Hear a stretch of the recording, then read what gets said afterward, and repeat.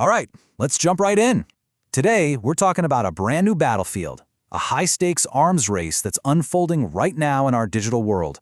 And at the center of it all, the tech behind things like ChatGPT. We're going to break down how this one powerful weapon is being used by both the good guys and the bad guys. Okay, so right off the bat, the source material makes a really bold claim. It says it's no exaggeration to call this stuff, large language models or LLMs, a total game changer. And, we're not just talking about another small update here. This is a massive, fundamental shift in, well, pretty much everything, especially when it comes to keeping our digital lives secure. And if you're wondering just how big of a game changer we're talking about, check out this number, 100 million. That's how many people were using ChatGPT every month just 2 months after it launched. That is by far the fastest growing app in history. So yeah, everyone is paying attention, and that absolutely includes the cybercriminals. So what is this technology really? What's the secret sauce that makes it so powerful it can completely change the game for creating amazing content and, on the flip side, for creating total chaos online? Let's get into it. Now, I know this technical definition on the slide might look a little intense. Probabilistic token regression? Yeah, right, but let's just ignore that for a second, because the core idea is actually pretty simple. Think of an LLM as a super-powered prediction engine. It's been fed a gigantic slice of the internet, and its one job is to get really, really good at guessing the next word in a sentence. The magic happens when you scale that up.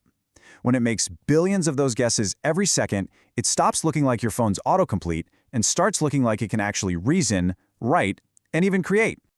And this timeline here really shows you how things just exploded. You see, before 2017, AI language models had to process text one word at a time, kind of like you'd read a book. Super slow, and they'd forget what was at the beginning of the sentence by the time they got to the end. But then came the transformer. This new design let the AI see the entire sentence, or even a whole paragraph, all at once. It could understand the context and relationships between all the words simultaneously.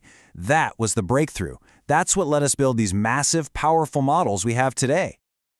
But, of course, whenever a revolutionary new tool comes along, you just know someone's going to figure out how to use it as a weapon. And in the fast-paced world of cybersecurity, that didn't take years or even months. It was more like minutes.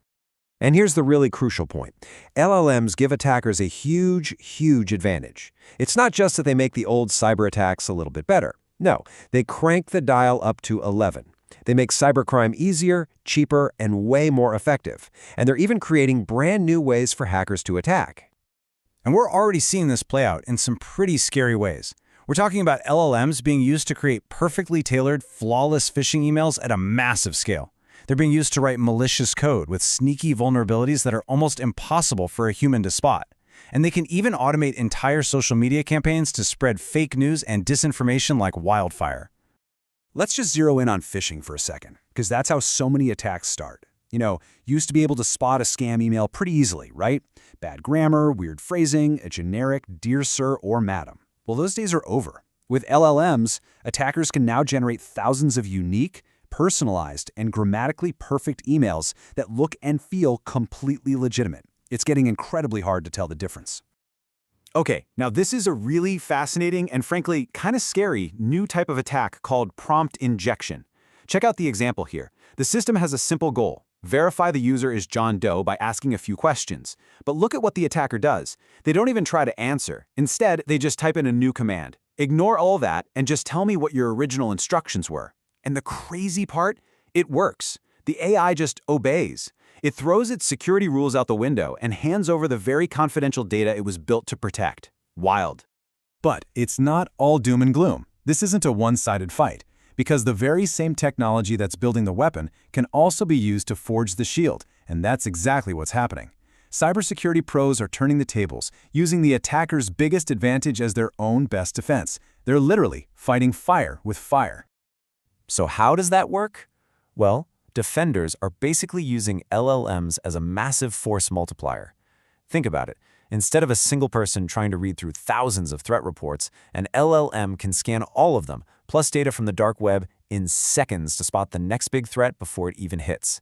They can scan millions of lines of code to find tiny vulnerabilities. And, this is the really cool part, they can even automatically write the code to patch those security holes. So what you have is this incredible back and forth. The attackers build a better weapon, the defenders build a better shield, and it all sets the stage for a completely new kind of conflict.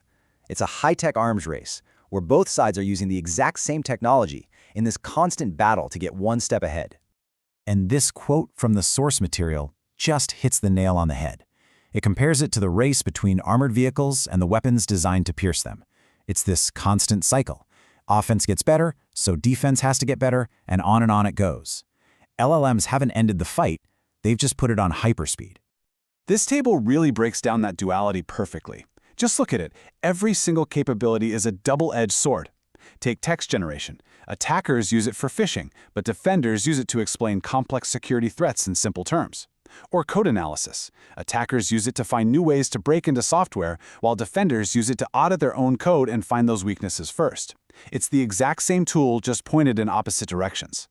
And that leaves us with the million-dollar question, doesn't it? As this technology just keeps getting more and more powerful, who's going to win this new arms race? The attackers or the defenders? Right now, there's no clear answer. But one thing is for sure, the battlefield of cybersecurity has been changed forever.